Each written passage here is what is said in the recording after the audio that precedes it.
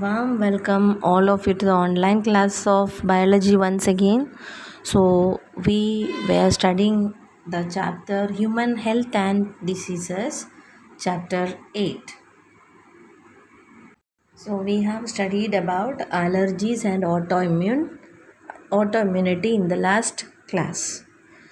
So allergies are what? Actually the exaggerated actions of immune system. Okay, means the immune system fight against some of the harmless substances also, thinking that it is very harmful. Okay, and in autoimmunity, what happens? The immune system is not able to identify the self, okay, from the non-selves. So some of the organs of the body or the some tissues, they think that it is the foreign substance, and they start fighting against it. So what will happen? It will lead to the degeneration of that particular organ or tissues, and that will be problematic. Okay, so that is what autoimmunity. Now we are going to start with the new topic, that is immune system in the body. Okay, so the immune system of the body consists of mainly, you can see that the lymphoid organs, okay, then tissues, cells, and then soluble substances like antibodies. Okay, so these are the major component of immune system. What are they? Lymphoid organs, tissues, cells, and antibodies. Okay, then the immune system is able to recognize the foreign. So that is the function of immune system. They recognizes the foreign substances, reacts with the foreign substances, and also they they remember. Okay, they remember this kind of responses, and the antigens. They remembers the antigens with which they have come across. Okay, so in that way they works. Okay, they recognize, they fights, and they remembers them, so that next time the same microorganisms comes, they can quickly they can do the action. Okay, so I have told you, chicken pox, if it comes for one means in one time, many times it will not come for the second time. Okay, in many of the people, because the first time when the chicken pox virus comes, the body fight against it, and it produces certain memory cells, okay, against that particular virus. So what happened next time when the same viruses comes, the immune system will become alert very fast, and they start producing large number of antibodies, so that it cannot attack or overpower the body. Okay, the virus cannot overpower, and the disease will not be formed. Okay, then another concern is what? They are responsible for allergic reactions. We studied already autoimmunity. Okay, autoimmune disease. So many diseases are there. Okay, known as what? Autoimmune diseases, whereby the immune system fight against our own organs. Okay, then organ transplantation, because or during organ transplantation, immune system consider our body as what? Our body as the transplanted organ as the enemy, okay, or foreign object, and they start producing they start fighting against it. And because of that, if immune system if the medicines are not taken to suppress the immune system, what will happen? The transplant of organs will not be successful. Okay, so the lymphoid organs that we have to study now. Okay, so lymphoid organs are the organs where origin and maturation, or maturation takes place. Okay, of what? Lymphocytes. Okay, so the lymphoid organs are the organs where origin and or maturation takes place. Okay, and the primary that can be divided into two, that is the primary lymphoid organs are what? Bone marrow and thymus. Okay, where what happen? Immature lymphocytes are what? WBCs only. They mature into antigen sensitive lymphocytes. So the region where the lymphocytes, the immature lymphocytes, okay, they are maturing into antigen sensitive lymphocytes are called what? Primary lymphocytes. And the major primary lymphocytes are what? The bone marrow and thymus gland. Okay, bone marrow and thymus gland are the what? The major primary lymphocytes, lymphoid organs. Okay, then after maturation, the lymphocytes, they migrate to the secondary lymphoid organs. So the secondary lymphoid organs includes what? Spleen, okay, then lymph nodes, then tonsils, pairs, patches, okay, of small intestine. So these are the secondary lymphoid organs. What are they? Spleen, lymph nodes, okay, and then what? Tonsils, near the tonsillitis you would have heard, near to the pharynx, isn't it? Then pairs, patches of small intestine, then an appendix. Okay, so these are what? The major secondary lymphoid organs, where what happened? These organs provide the sites for interaction of lymphocytes with antigen. Means the lymphocytes fight with the pathogens in these organs. Okay, and what happen after fighting? They become effector cells. Okay, they fight and proliferate to become the effector cells. Okay, then the bone marrow. The bone marrow is the main lymphoid organ, where along with other blood cells, lymphocytes are also produced. Okay, and the other organ is what? The thymus gland. Thymus gland is actually near to the heart, you can see. Okay, and this thymus gland will be, you would have heard, it is the gland which is very much functional in the children. Okay, and it will be very large at the time of birth, and it will be just reducing its size, and when a child attains puberty, it becomes very small in size. Okay, then bone marrow and thymus, they give what? The environment for the development of this development of T lymphocytes and its maturation. Okay, T lymphocytes. Then spleen is what? Spleen is a very big large bean shaped organ, and it contains what? Lymphocytes and phagocytes. Okay, so blood will be filtered by this organ. Okay, by trapping blood-borne microorganism. If any microorganisms is there in the blood, it will be trapped by the spleen. Okay, and it is acting as the reservoir of erythrocytes. Okay, lymph nodes. Okay, they are present all over the body. Okay, and they help to get the microorganisms that is present in the lymph and in the tissue fluids. Okay, and this antigens or foreign bodies that is trapped in the lymph nodes, they activate the lymphocytes present there and causes the immune response.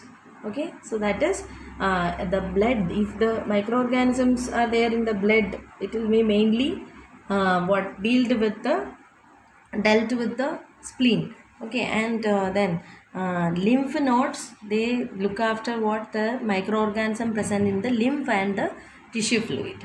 Okay, then another tissue that is present all over the body, especially in the what? Lining of major tracts. Okay, various tracts, these are the entrance point of microorganisms, isn't it? Like what? Respiratory system, digestive system, and urinogenital tracts. So there also what is there? Lymphoid tissue called mucosal associated lymphoid tissue, MALT. Okay, what it is? Mucosal. Mucus is there, we have told, isn't it? All the tracts, the tracts like what? Or what? Respiratory, digestive, and urinogenital tracts. are having mucus. So along with that, certain lymphoid tissues are there that are known as what? Mucosal associated lymphoid tissue. Okay, and this is around 50 percentage of the lymphoid tissue in the body, and that is also helping to what? Give immunity to the body. Okay, so we can say that the lymphoid organs are of two types. What are they? Primary and secondary. Primary organs are what? The thymus gland and the what? The bone marrow, where the maturation of lymphocytes takes place. After that, what happen? Lymphocytes will migrate to the different secondary what? Lymphoid organs. Okay, like what? Spleen. Okay, then what? The lymph nodes, pairs patches of what?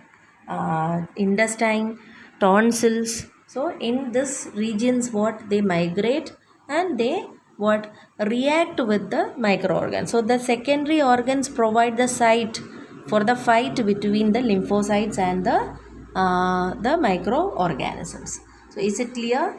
So this is what? The major lymphoid organs in the body. Okay, so we are going to study the next topic, that is AIDS.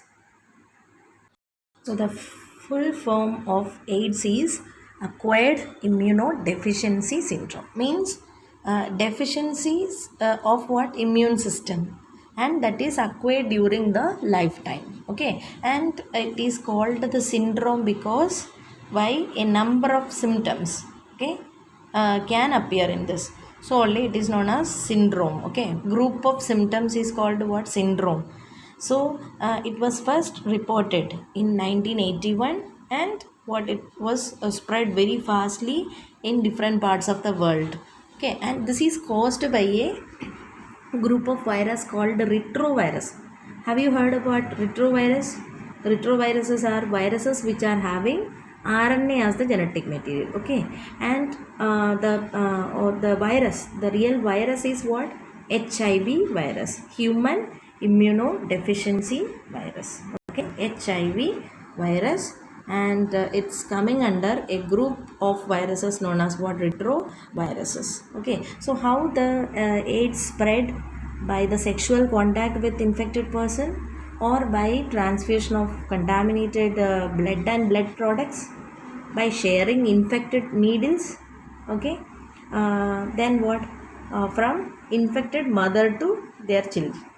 Okay, so these are what? Various methods by which AIDS can spread. But so the risk of infection will be for whom? Those who are having multiple partners, okay, sexual partners. Then what? Drug addicts who need to inject the the drugs into their body.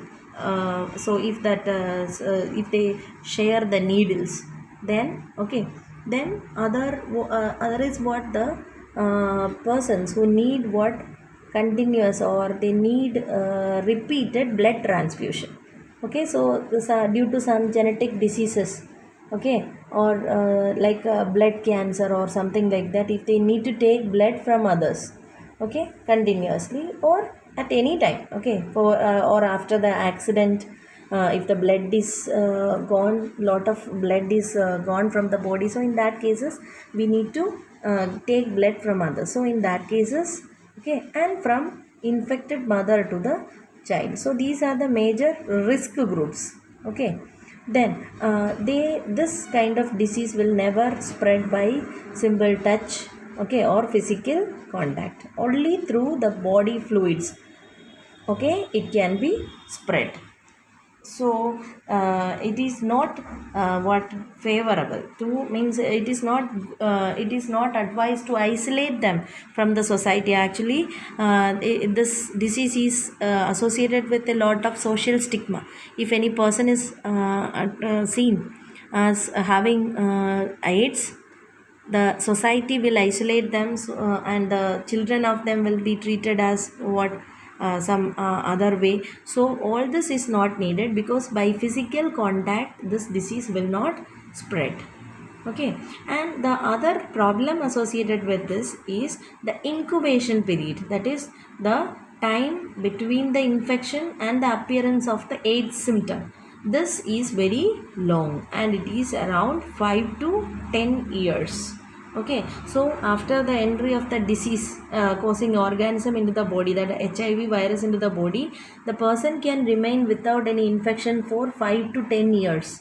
Okay, so by the time it will get multiplied and will be ready to attack the body. Okay, so after entering into the body, the virus enters into two types of cells. One is the macrophages, okay, macrophages, and the other one is T lymphocytes, okay, T lymphocytes. And then what happened, as I told, this is a RNA virus. This RNA will be used for making viral DNA with a process called reverse transcription, okay, by the enzyme called reverse transcriptase. Do you remember transcription? So transcription means what? The formation of RNA from DNA. But here what is happening? From RNA, DNA molecule will be produced, and this is done with the help of the enzyme what? Reverse transcriptase. Then what happened? They start producing number of virus particles in both, okay, T lymphocytes and in the macrophages. So what happened, this progeny will be released from the cells and they will attack the new cells, and as this process is repeating, what will happen, there will be a large decrease in the number of helper T cells. So what will happen, the immunity of the person will become very less, okay, and during this, okay, infection, the symptoms are or syndromes are fever, diarrhea, weight loss, okay, and the person can get infected with any of the diseases that can easily be fought with the immune system of our body, like what, any bacteria like mycobacterium, viruses, fungi, or some parasites that are found in the cats or animals fecal matters and all, like toxoplasma, okay. So all this can be become very fatal to the person who is having this infection. Why? The immune system is not efficient, isn't it? The person will become immunodeficient, so he won't be able to protect himself from what, from the minor attacks of all this type of the organisms, okay. So the test that is done to diagnose AIDS is, you can see that it is ELISA test, okay, ELISA test, enzyme linked immunosorbent assay, okay. What is it?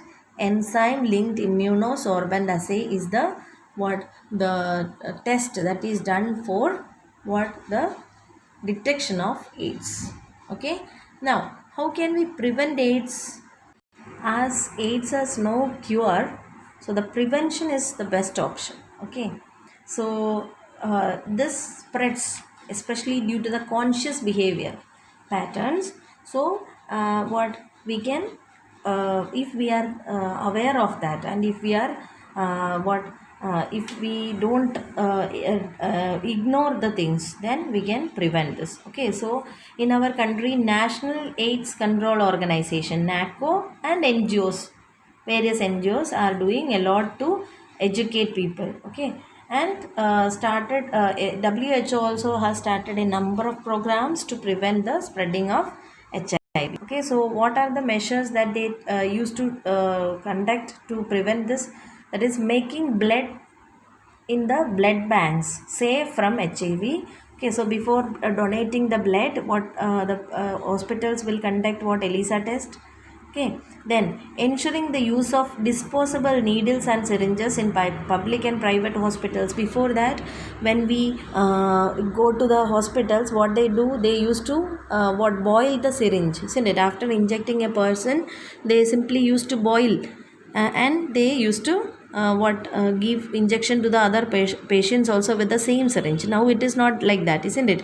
Once only the syringes can be used, okay. So disposable syringes, use of disposable syringes. Then free distribution of condoms. We have studied that the barrier methods can protect the patient, the partners, from what also from the say STDs. So like this, then controlling drug abuse, because during this there is more chance of what using the same kind of